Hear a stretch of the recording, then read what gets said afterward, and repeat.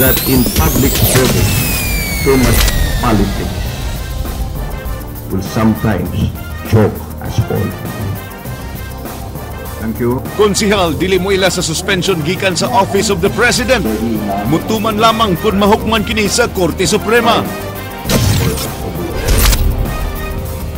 Dakbayan sa Sugbo, bideklarar sa state of calamity tungod sa kadaot nga nahimo sa kalihit sa uwan dala sa El Nino. Board member Sanchez ug reporter sa Cebu Daily News gihulga ni Fiscal Castro nga pasakaan og libel.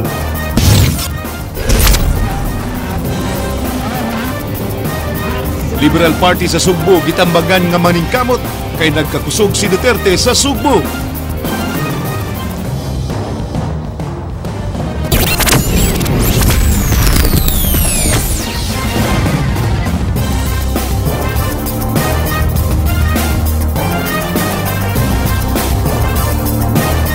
Mayng hapon Sugbog Kabisayan, mga campaign poster nga wala sa lugar gipatangtang sa COMELEC. Mga kandidato gipahimangnuan nga panangtangon daan ang ilang campaign posters. Ang aksyon gisundan ni Jinky Rosit. Pasado alas 7 kagabi gisuroy sa duha ka team gikan sa COMELEC, PNP, BFP ug DPWH ang North ug South District sa Sugbo. Tuyo nila ang pagtangtang sa mga campaign materials nga bisan asa lang gipangbitay ug gipapilit sa mga supporters sa mga kandidato. Mismong ang regional director sa COMELEC ug ang iyang election officer sa Sugbo mao'y personal nga mi-supervise sa pagtangtang sa mga posters nga wa makasubay sa standard size nga 2x3 inches. Mato ni Attorney Jose Nick Mendros, patas ang ilang pagpanglangkat sa materials, mapa-oposisyon man o administrasyon. Pinagpapawisan na kami. So far, we're justifying why we are working in the government. My point is, if the candidates are not doing this, wala tayo sana tayong operation backlash. But we are doing this to implement the law. Not to make ininyos, but to implement the law. So, it is mandated. Matag panahon sa pinili ay di gid mapakyas ang Commission on Elections sa pagpagawas og listahan sa mga designated common poster area. Apan subo kayo nga palandungon tungod kay pipila lang sa mga politiko ang nakatuman niini. Kining usa ka kural dinhi sa Barangay Road sa Kalunasan napuno sa mga poster sa mga politiko bisan ug way pagtugot gikan sa COMELEC. Matod sa COMELEC, mahimo lang nga makabutang sa ilang posters ang mga kandidato sa mga pampublikong lugar sama sa plaza, merkado ug barangay centers. Apan kung pribadong lugar, kinahanglan nga dunay pagtugot gikan sa tag-iya. Wa hinuoy plano ang COMELEC sa pagpasaka og reklamo batok sa mga kandidato nga nakasupak sa maong lagda. Public places, pwede na ito makakuhan, but not all public places are common poster area. But still, bisag common poster area guro na siya, ang the area nga public place, kinahanglan mo conform gina siya sa mga sizes. Nga dili mo exceed sa 2 feet by 3 feet. Alang sa Aksyon, Bisaya, Jinky Rosit, News 5. Kanhi Congressman Eduardo Gullias na balaka sa pagsaka sa popularidad ni Mayor Rodrigo Duterte. Matud niya kung dili maningkamot ang mga incumbent nga mga lokal nga kandidato sa LP, posible nga mapildi si Rojas dinhi sa Sugbo. Kini giaksyonan ni Ryan Sorote. Bisan asa moabot si Davao City Mayor Rodrigo Duterte, gidugog kini sa mga tao. Nagkadaghan usab ang mga politikanong pamilya sa Sugbo nga misuporta ni Duterte sama sa One Cebu sa pamilya Garcia. Mipalayo na usab ni Digong si Talisay City Mayor Johnny V. De Los Reyes human ng luod sa Liberal Party. Bisan ang veterano nga politiko nga si kanig gobernador ug kongresista Eddie Gullias nakakita sa kasikat sa mayor. Digong might become a phenomenon. And what happened in 2013, you cannot stop the phenomenon of Ninoy, of Pinoy. The mother just died. Nabalaka ni ini si Gullias tungod kay posibleng mapildi ni Duterte ang LP standard bearer nga si Marojas nga manok sa iyang apo nga si 1st District Congressman Samsam Gullias. Gisaligan unta sa kadagkuan sa LP sa probinsya nga mapadaog si Rojas sa 1st, 2nd, 6th District ug Lone District sa Lapu-Lapu kansang mga incumbent makaliado sa LP. Kundi maningkamot ang ilang makauban sa maong lugar, hayan nga mapildi gyud si Rojas. Depende aning upat. if the four can deliver, then Secretary Mar has a chance. Pero right now, Duterte is surging. Si Eddie Gullias nga sakop sa Nationalista Party ni suporta ni Rojas pagka-presidente. Nakig-alyansa ang iyang lokal nga Alayon Party sa LP. Apan dihang gipangutana si Eddie Gullias kung kinsa ang iyang personal nga kandidato pagka-presidente, wa kini klaro nga tubag. My guesstimate is as good as yours, boss. It's so close to call. Kita ka, Binay was hugging the number one all the time. Then Pu came in. Then karon wana si Digong nasad. Alang sa Aksyon Bisaya, Ryan Sorote, News 5. Suspended City Prosecutor Mary Ann Castro mihulga sa pagpasaka og sumbong libel batok kang board member Sanchez ug reporter sa usa ka pamantalaan.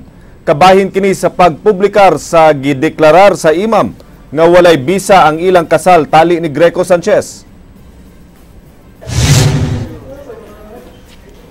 Naglaraw karon sa pagsangat og sumbong nga libel si suspended City Assistant Prosecutor Mary Ann Castro batok sa igsuon siyang bana nga si board member Gigi Sanchez. May labot kini sa pagpagawas ni Sanchez og kopya sa resolusyon gikan sa imam nga nag-invalidate sa Muslim wedding nila ni Fiscal Castro og Greco Sanchez. Mireklamo si Castro nga pagpakauwaw kaniya ang gihimo sa board member. Tungod niini, gihanay niya ang damage suit batok sa igsuon sa iyang bana.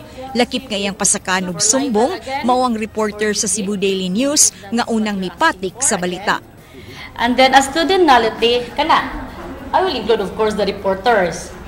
Because in the report made by the CDN, they said that it was Gigi who circulated the document, which is an evidence that indeed she was causing social humiliation against.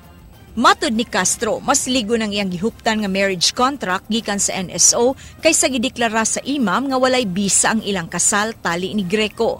Ang imam mideklarar ngadto sa Sharia court nga walay bisa ang kasal sa duha tungod kay sukad masukad wa sila motuman sa mga tulumanon sa Islam. Who is superior now? The court or the imam? So if you have questions on the validity of my marriage, go to Sharia Court and I welcome you all sa Marawi City. Apan si board member Gigi Sanchez, wa matarog sa hulga nga pagpasaka og libel ni Castro. Gihangop niya ang pagpasaka ni Castro og kaso taliwa siyang kabisi karon sa pagpangampanya. Subli niyang giklaro nga minyo ng daan og dunay pamilya ang iyang igsuon. Matod ni Sanchez, way katungod si Fiscal Castro sa pag-administer sa tanang katigayunan ni Greco. I find that so funny because to begin with, naay asawa akong igsuon. Klaro kayo na siya wife, legal wife. Dili binuang nga wife nga questionable. Na siya 22-year-old nga anak who is capable of managing whatever his father has. So, layo ra in kaong kaina siya listahan. As far as I'm concerned, she is not part of my family. Alang sa Aksyon Bisaya, Jinky Rosit, News 5. Mga drug pusher sa dakbayan sa Lapu-Lapu na dakpan sa mga pulis sa gihimong mga buy-bust operations. Kinigi-aksyonan ni Jonah Godines. Nasikop sa mga sakop sa City Intelligence Branch sa Lapu-Lapu City si Raymond Diang Navales nga taga Purok Kawayan sa Barangay Gunob, Lapu-Lapu City. Siya nadakpan pinaagi sa usa ka buy-bust operation mga pasado alas 11 kagabi. Nakuha gikan kaniya ang mga drug paraphernalia ug mga ginagmay nga putos sa shabu nga mobalor og 90,000 pesos lakip sa kwarta nga gituuan nga halin sa drogas. There was no resistance because yung apan pag tinunulay sa item or sa shabu na nag-signal kagad atong operatiba, then gisabdyo kagad namo. In short, mato ni Chief Inspector Mark Sukalit, dunay tindahan ang dinakpan nga gigamit usab niya sa pagpamaligya og shabu. Yes, and naitindahan sila, then doon nila ginatunol. In fact, sa area, nung nandun kami, daghang gikayo og mga foils, tin foils sa area. So doon lumaga. At the same time ginagawa nilang drug den po. Gamit lang? Usa para kanang bisyo lang? Sir. Usa may mong trabaho? Wala. Wala kay trabaho? Wala kay pangita? Wala. Sa samang higayon, laing duha ka suspect na dakpan gihapon sa usa ka buy-bust operation sa Pusok Police Station sa Lapu-Lapu kaganinang kadlawon. Nadakpan sa Maydeka Homes, Barangay Bangkal sila si Rosalita Dipa ug kauban niini nga si Jetro Villa. Alang sa Aksyon Bisaya, Jonah Godinez, News 5. Lalawigan sa Sugbo na nangid sa COMELEC aron muhatag og financial nga hinabang sa mga mag-uuma nga naapektuhan sa kanihit sa uwan tungod sa El Nino. Naniguro ang Capitol nga dili sila makasupak sa mga gidili panahon sa election. Kinigiaksyon na ni Jinky Rusit. Human gideklarar sa provincial capital ang province-wide state of calamity niadtong Lunes, nagtinguha sila karon sa pagpangayo og exemption sa COMELEC aron magamit nila ang 34 million pesos nga calamity fund. Apan ang Commission on Elections silang bahin miingon nga bugtong ang head office lang nila ang makadesisyon niini. Sigun sa COMELEC Provincial Supervisor nga si Attorney Eliseo Labarria, posibleng tugtan sa COMELEC Manila ang Kapitolyo nga makagamit sa ilang pondo bisan pa man sa kasamtangang ban, labi na kung magsugod na ang campaign period. But ang gisulti lang diha na in times of calamity or disaster, ang mupahigayon sa kuan, ang mupahigayon sa distribution or dunay relief or dunay mga aid nga ihatag sa mga affected nga mga victims, dili ang local government kundi paagi na sa Red Cross. Gawas sa Red Cross, mamahimo sab nga makatabang sa distribution ang Department of Social Welfare and Development Office. Gituyo kini sa COMELEC aron malikayan ang issue nga gamito nila ang pondo alang sa ilang pagpangampanya. Ang disbursement manggod gibawal gyud na siya, no? Dayon kaning kuan, kaning Capital Finance Office nato through Commissioner Lim, sila ra gi-authorize nga mohatag og exception. So dili ko ka-komenta ng datita o pwede ba nilang i-disburse or dili. Ang provincial capital gitakdang mo pagawas og 34 million quick response fund aron mo'y gamito nila pagapod-apod ngadto sa mga barangay nga grabeng naapektuhan sa kakuwang sa supply sa tubig nunot sa El Nino. Alang sa Aksyon Bisaya, Jinky Rosit, News 5. Gideklarar sa Konseho sa Dakbayan sa Sugbo nga ubos sa state of calamity ang syudad human masinati ang kadaot nga dala sa kanihit sa uwan tungod sa El Nino. Kinigiaksyonan ni Christine Gallego. Sa session sa Konseho kaganiha, ilang gideklara ang Dakbayan sa Sugbo nga ubos sa state of calamity. Tungod kini sa kadaot nga nasinati sa pagkanihit sa uwan tungod sa El Nino. 28 ka mga mountain barangays ang apektado. Gibanabana nga mikabot og kapin 13,000 pesos ang kadaot nga nahimo.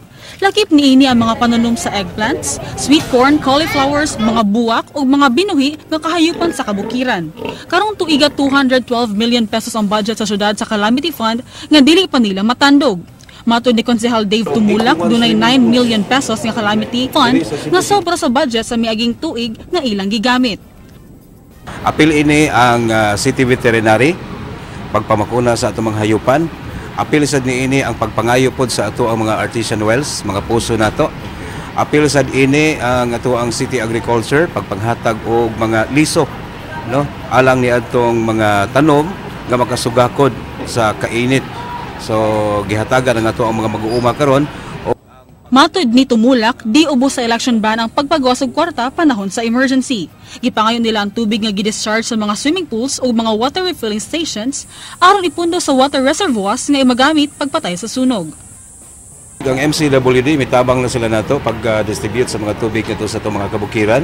Ang ato asa mga barangay fire trucks gi-utilize na sa nato karon pag-distribute dili ang kabukiran, apil na sa diri sa urban areas. So nanawagan po ta sa mga private sector nga dunay mga water tanks nga mapagamit libre sa ilahang mga sakiran kay doon na may tubig nga ihatag ang Filipinas Water nga libre para sa atong mga katawhan. Ang kawangan lang gid nato ang mga water tankers. Alang sa Aksyon Bisaya, Christine Gallego, News 5. Usa ka ferry system gipropose nga alternative mass transport system alang sa Metro Cebu. Kinigiaksyonan ni Ryan Sorote. Hangtod karon, wa pay hiniusa nga plano sa pag-synchronize sa mga traffic schemes sa mga dakbayan sa lungsod sa Metro Cebu. Gawas sa paghimog mga alternative routes o pagpaminos sa mga sakinan, dunay gipropose nga bagong matang sa mass transportation si kanhi Congressman Eddie Gulyas. Plano ni Gulyas nga paghimog ferry system sa Metro Cebu gikan sa Cebu nga sa Southern Cebu hangtod sa Danao sa Northern Cebu. Yeah, if we can use the sea lanes, that ang kanang gikan sa Talisay nga tupadong sa Karkar, that's kuan man gina, mahimo man gina og 6 lane, 3 on one side. Pero we can have that, and that may turn out cheaper for the people.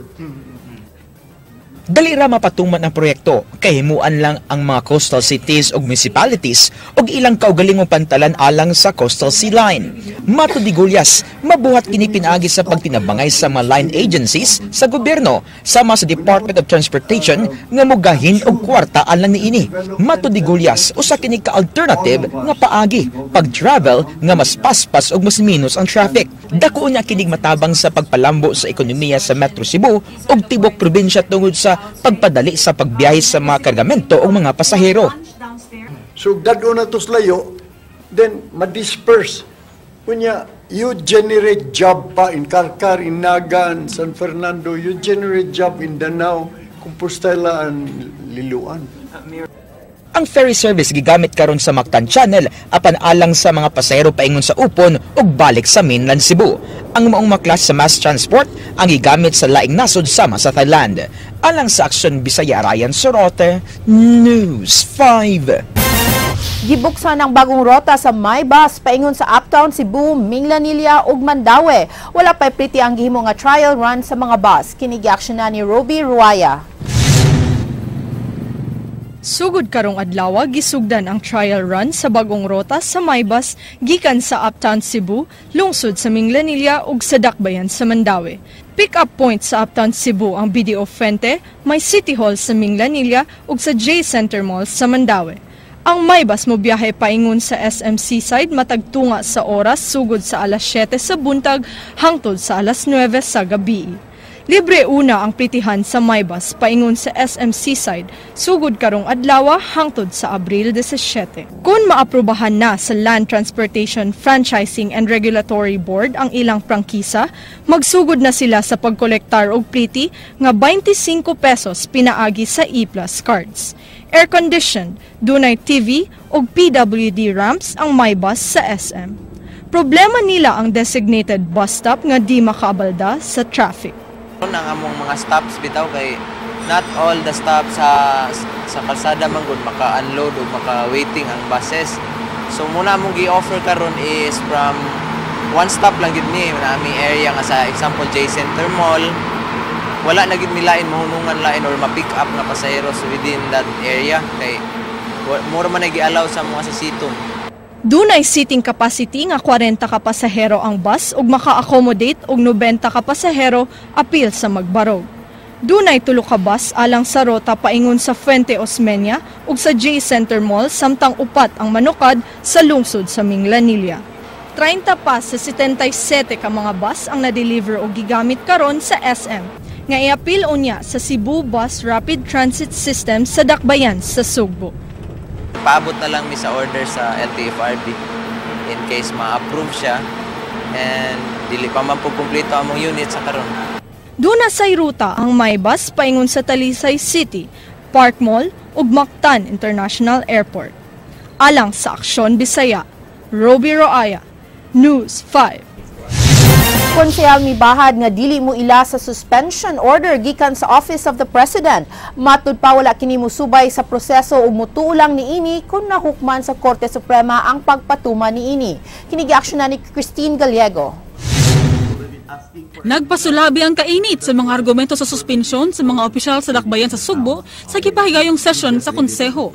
Ilang gilalisan ang mga nag-ung-ung nga suspensyon nilang Mayor Michael Rama, Vice Mayor Edgar Labella ug 12 ka mga konsehal.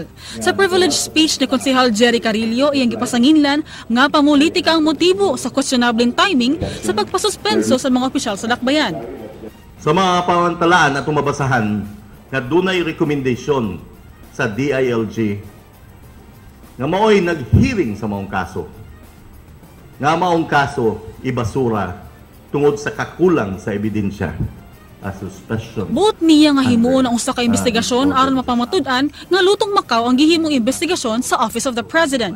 Dili usab masubay sa balaod ang pagpatuman sa suspensyon tungod kay aduna pa sila 30 ka adlaw para mag-file og motion for reconsideration gikan sa pagdawat sa Memorandum for Suspension. Gani bisan ang DILG una nang miangkon nga kulang ang mga ebidensya nga maisip nga abuse of authority ang paghatag og 20,000 ka pesos isip calamity aid sa mga empleyado sa City Hall tungod sa linog og bagyong Yolanda.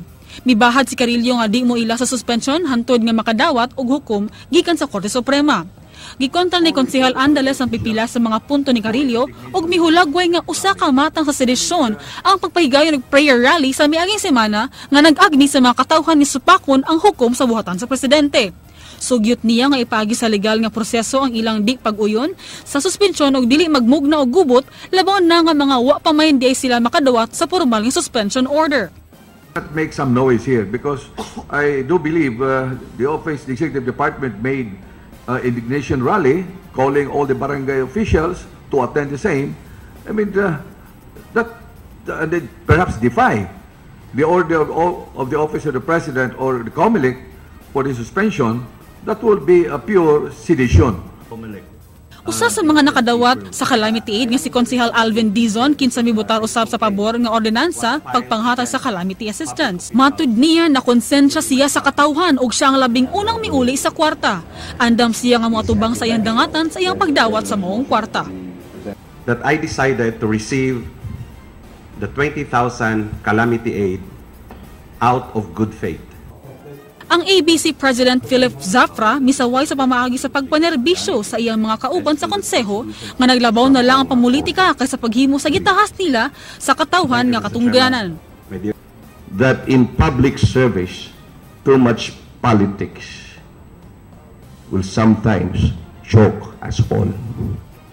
Alang sa Aksyon Bisaya, Christine Galiago, News 5. Wa mahinayon ang arraignment sa kasong direct assault ug malicious mischief batok sa kontrobersiyal nga piskal Mary Ann Castro ug laing 5 ka mga kauban niini. Miduso ang kampo ni Castro og motion to quash diin giatagan sila og 5 ka adlaw aron makatubag. Gihulagway kini sa kampo sa mga pulis nga delaying tactics sa ilang gireklamong piskal. Salig ang mga pulis sa ARSOG nga mudaog sila sa kaso tungod sa lig-on nilang mga ebidensya. Gihuptan nila ang cellphone ug iPad video sa aktual nga nahitabo niadtong Marso 7 ning tuiga. It's one way of delaying the case. We understand that. We are lawyers here. Now, with respect to sa iyahang mga giingon allegation na dili tinuod, I can only say one thing. We have the evidence to show proof that of her actions there. So,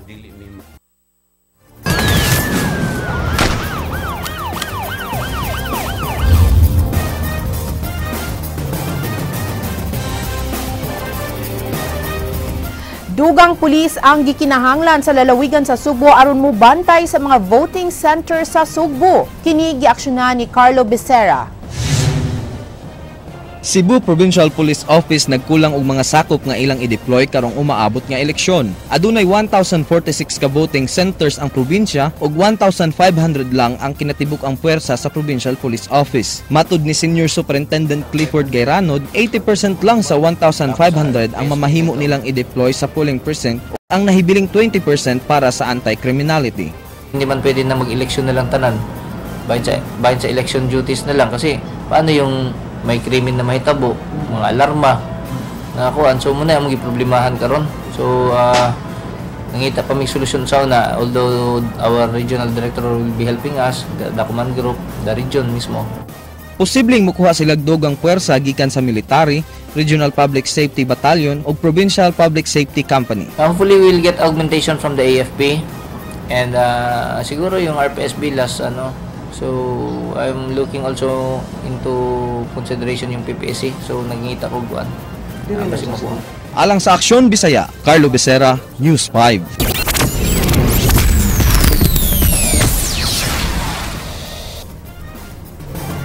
Usa sa mga pundok sa oposisyon sa Lapu-Lapu mireklamo nga giharas ang ilang tawo nga nagrekorida human na sumok ngadto sa caravan sa ilang kontra. Kini gi-aksyonan ni Ray Pasaporte. Si Montilla mo driver sa Partido Kusgano ni Mayoralty Candidate Rolando Patalinghog sa Dakbayan sa Lapu-Lapu. Alas 7 kagahapon sa buntag, nagrekorida siya sa Barangay Kanhulaw, paingon sa luok, apanwa siya magdahom, nasumok siya sa kampo sa mga supporters ni Mayor Paz Radasa nga nagkaravan. Di karon di ko iya, nakasunod man ko ano nga na may disurgi pag-agi ba sa kuan niya. Mo to nga pag-agi na pagkuan dito, nagsunod na lang ko nila. Sunod ko niya mo to nga sige ko sunod. Ning anak po ang ilaha pong kanila, ang ilaha pong sakyanan nga nagrekorida. Gitaparan ko, gikuanan ko, giunhan ko duha, diri ang duwas luyo. Ya mo to gitaparan ko. Ana, sige ko sunod na lang ko, kay wa naman ko ikakuanan. Wa naman ko ikalutsan.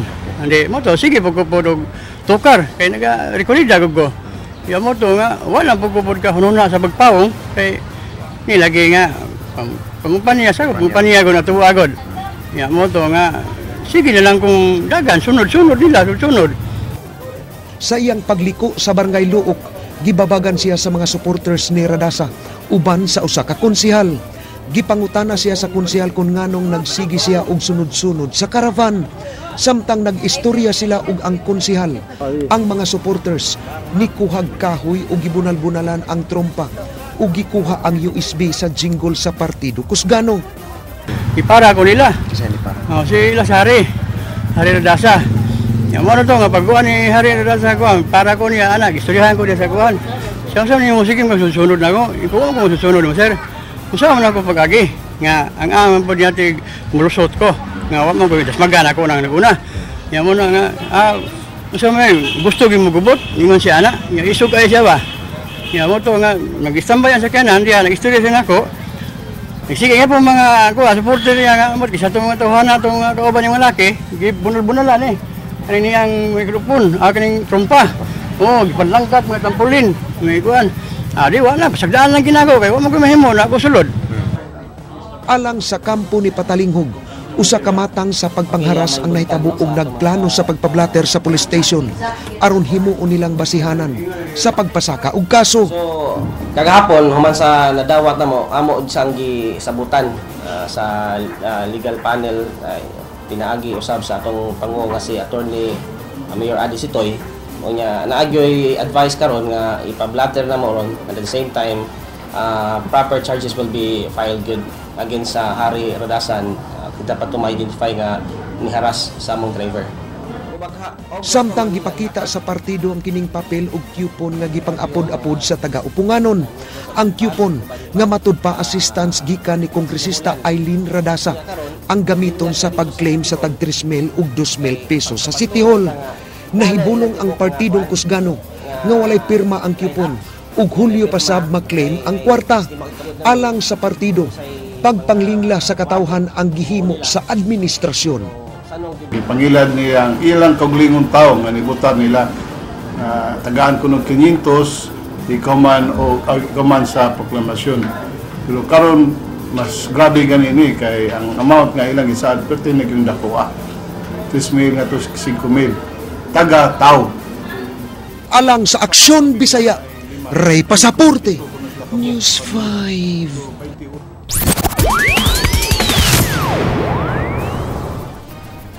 Sa mga balita sa gawas sa nasod. Sa Russia, usa ka lalaki nga gituhuan nga adunay koneksyon sa Islamic State gidakop sa Russian Federal Security Service didto sa St. Petersburg. Ang mga security officers misulod sa apartment sa usa ka 28 anyos nga lumad nga taga Southern Russian Republic sa Dagestan. Siya giila nga miagi og training sa usa ka kampo sa mga Islamic State sa Syria. Matod sa Federal Security Service, ang suspect magpabilin sa ilang kustudiya samtang nagpadayon ng investigasyon.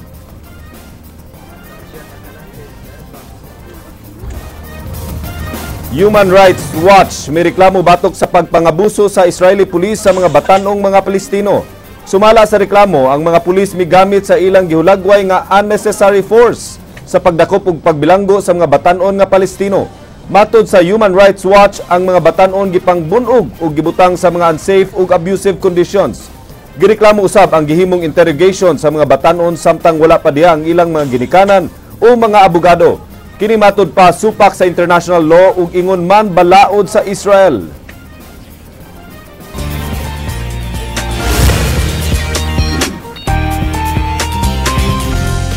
Happy day mga igsoon! Mga nabantog ng mga sugboanong mang-awit na mag-uban-uban sa usa ka entablado alang sa kasaulugan sa ika-450 nga anibersaryo sa pagkakaplag sa imahe sa Batang Jesus dinhi sa Sugbo.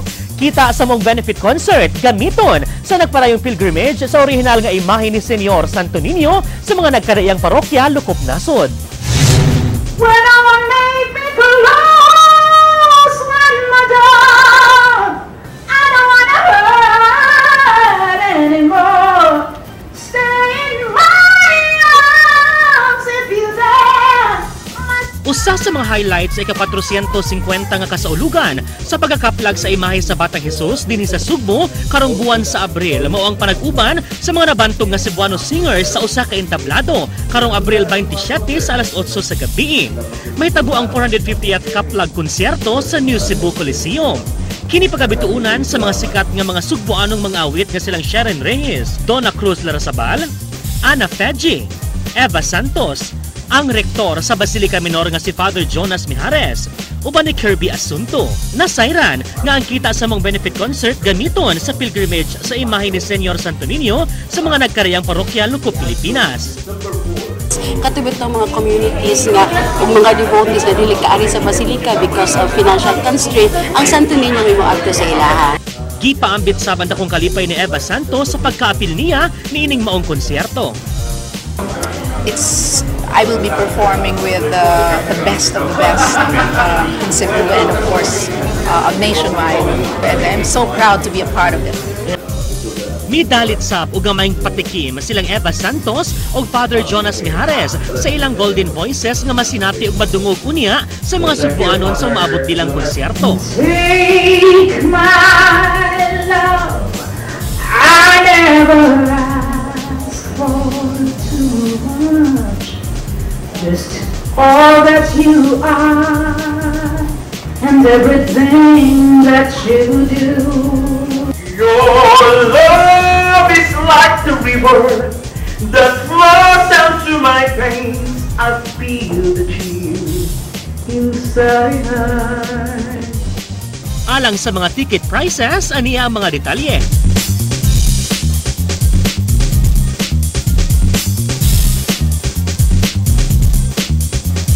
We would like to invite all of you to watch this one-of-a-kind, very historical concert, which is the 450 Kaplag Concerto. Yes, I would like to invite all the televiewers of TV5 to watch our show, please. It's called Kaplag Concierto, and we will be performing with the best of the best divas.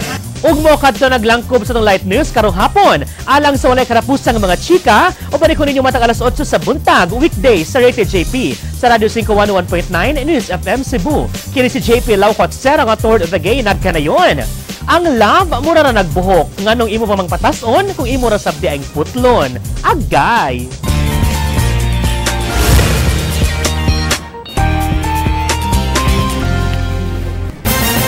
Maputol din ang love. Yeah, I guess. Why? Oh, good.